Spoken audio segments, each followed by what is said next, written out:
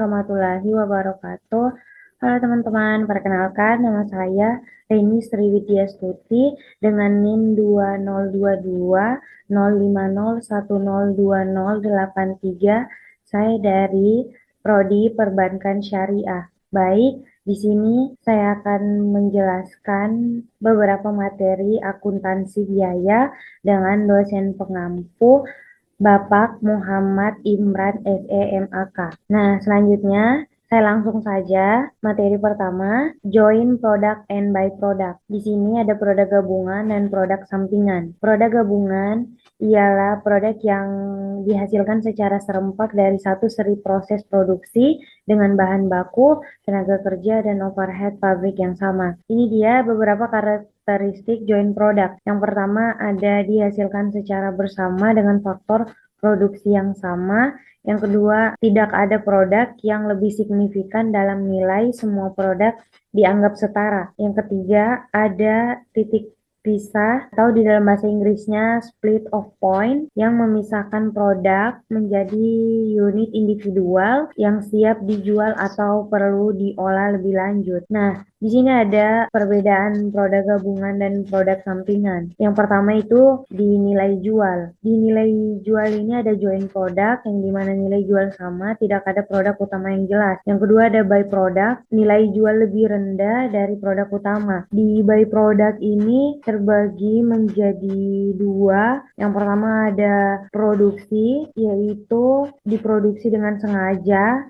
Yang kedua ada by product, diproduksi tidak sengaja dari bahan buangan proses utama. Yang pertama ada pemrosesan, yang pemrosesannya ini sering butuh tambahan untuk meningkatkan nilai.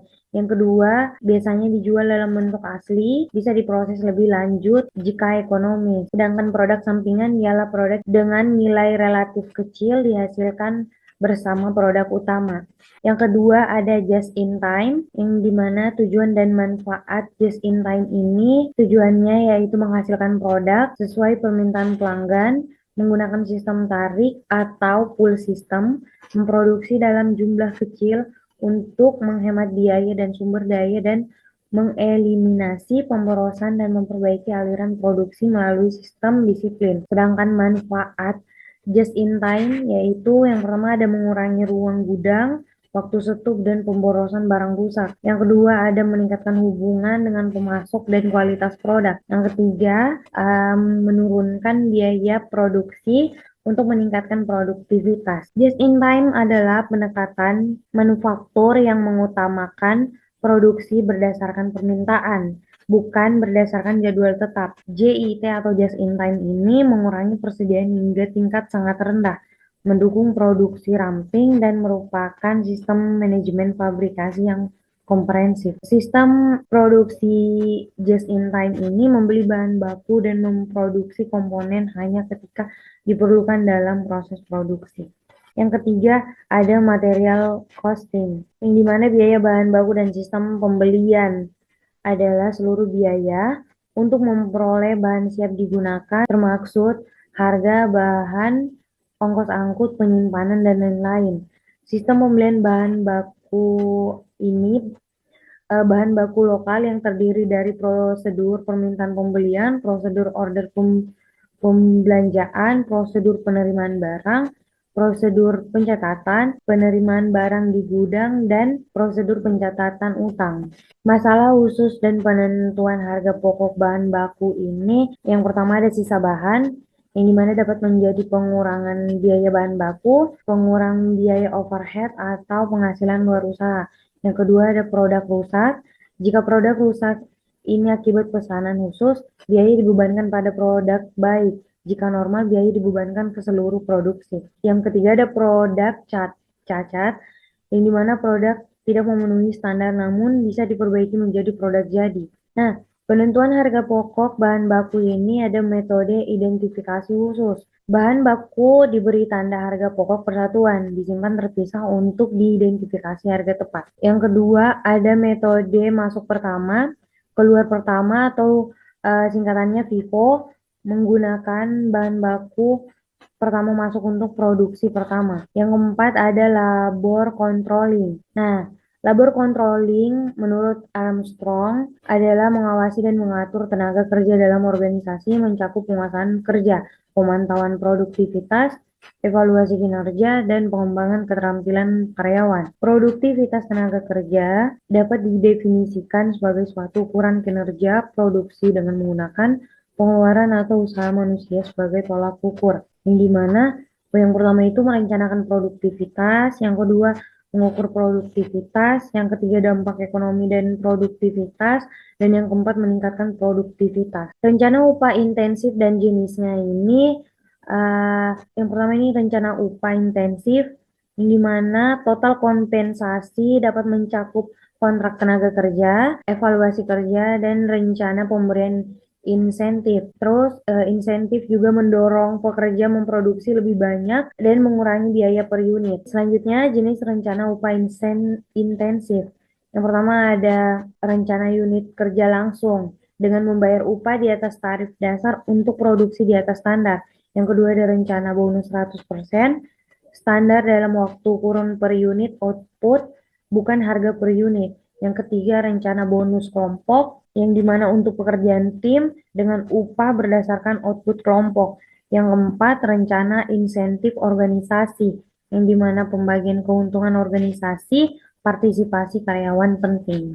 Selanjutnya ada factory overhead controlling, yang dimana biaya overhead pabrik adalah semua biaya produksi selain bahan langsung dan tenaga kerja langsung. Ini termaksud bahan tak langsung, di mana buruh tak langsung dan biaya pabrik lainnya yang tidak dapat diidentifikasi atau dibebankan langsung pada suatu produk. Menghitung biaya overhead pabrik penting untuk mengelola operasi manufaktur perusahaan. Memahami biaya overhead pabrik membantu dalam melacak biaya tidak langsung dan membuat proses manufaktur lebih efisien. Mengetahui item-item terpenting dalam biaya overhead pabrik penting untuk menumbuhkan dan mengembangkan bisnis. Klasifikasi dan pengalokasian factory overhead, yang pertama menurut sifatnya itu biaya bahan penolong, biaya bahan perbaikan dan pemeliharaan, biaya tenaga kerja tidak langsung, biaya penyusutan aset tetap, biaya asuransi, biaya overhead lainnya, misalnya listrik. Yang kedua ada menurut perilakunya, yang dimana biaya tetap, biaya variabel, dan biaya semi variabel. Pengalokasian factory overhead ini metode pengalokasiannya direct method, step down method, dan reciprocal method. Metode activity based costing atau dengan singkatan ABC melacak biaya ke berbagai aktivitas, mengalokasikan biaya aktivitas ke produk atau jasa berdasarkan konsumsi sumber daya oleh aktivitas tersebut. Selanjutnya ada departementalisasi DOP. Departementalisasi pembagian pabrik ke segmen-segmen atau departemen untuk alokasi biaya overhead yang lebih tepat. Fungsinya menyediakan perhitungan biaya produksi yang lebih baik dan meningkatkan pengendalian tanggung jawab. Selanjutnya, faktornya ada kesamaan operasi dan mesin, lalu lokasi operasi dan mesin, tanggung jawab atas produksi dan biaya, hubungan operasi terhadap aliran produk, jumlah departemen, sistem biaya yang digunakan, dan tujuan departementalisasi. Selanjutnya ada penerapan sistem biaya standar dan analisis varian. Sistem biaya standar ini metode pengendalian biaya dengan menetapkan standar biaya untuk bahan baku, tenaga kerja, dan overhead berdasarkan analisis operasi perusahaan. Dan yang kedua analisis varian, proses yang membandingkan biaya aktual dengan biaya standar untuk mengidentifikasi penyimpangan dan memahami penyebab lainnya. Manfaatnya, pengendalian biaya ini untuk mengidentifikasi dan mengendalikan biaya yang tidak efisien. Terus untuk penilaian kinerja, yang menyediakan tolak ukur untuk mengevaluasi kinerja operasional dan manajerial. Selanjutnya, pengambilan keputusan yang memberikan informasi yang akurat untuk keputusan yang lebih baik. Lalu perencanaan yang membantu dalam perencanaan anggaran dan proyeksi biaya masa depan. Selanjutnya ada proses analisis varian yang dimana penentuan standar biaya, pencatatan biaya aktual, perhitungan varian atau harga dan kuantitas, analisis varian, identifikasi penyebab varian, tindakan korektif, dan pelaporan monitoring. Proses dan keunggulan atau keterbatasan sistem biaya standar dan analisis varian. Yang pertama, keunggulannya, sistem biaya standar ini ada perencanaan biaya yang lebih akurat. Yang kedua, meningkatkan pengendalian biaya.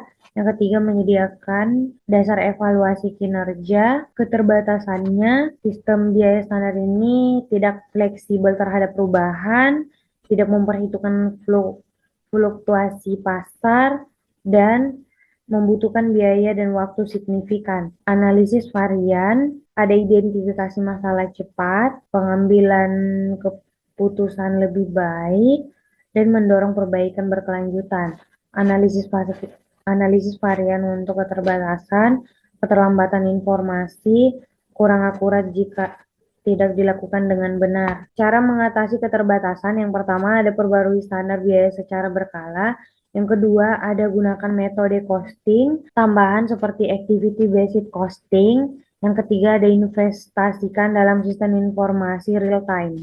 Selanjutnya ada analisis biaya pemasaran, di mana biaya pemasaran menurut Mulyadi adalah biaya untuk kegiatan pemasaran produk, seperti biaya iklan, promosi, dan sampel. Biaya pemasaran adalah biaya yang dikeluarkan untuk menjual produk atau barang dagangan sampai ke tangan konsumen. Penggolongan biaya pemasaran ini menurut jenisnya, biaya pemasaran digolongkan ke dalam biaya pemasaran langsung, tidak langsung, tetap, variabel, terkendali, serta biaya pemasaran tidak terkendali. Menurut fungsi pemasaran, biaya pemasaran digolongkan sebagai fungsi penjualan, advertensi, pergudangan, pembungkusan, pengiriman, kredit dan penagihan, serta akuntansi pemasaran. Manfaat dan karakteristik biaya pemasaran. Yang pertama, manfaatnya ini menurut jenis produk menentukan tingkat keuntungan, informasi untuk harga jual, memprediksi pengaruh perubahan produk atau metode penjualan. Yang kedua, ada menurut daerah pemasaran, mengendalikan biaya tiap daerah, mengarahkan pemasaran ke daerah yang menguntungkan. Yang kedua, karakteristiknya banyak ragam kegiatan pemasaran, perubahan metode sesuai kondisi pasar, menghadapi konsumen yang tidak terkendali, biaya tidak langsung, dan bersama yang kompleks. Sekian materi yang saya bawakan, saya akhiri dengan wabillahi taufiq wal hidayah. Wassalamualaikum warahmatullahi wabarakatuh. Terima kasih.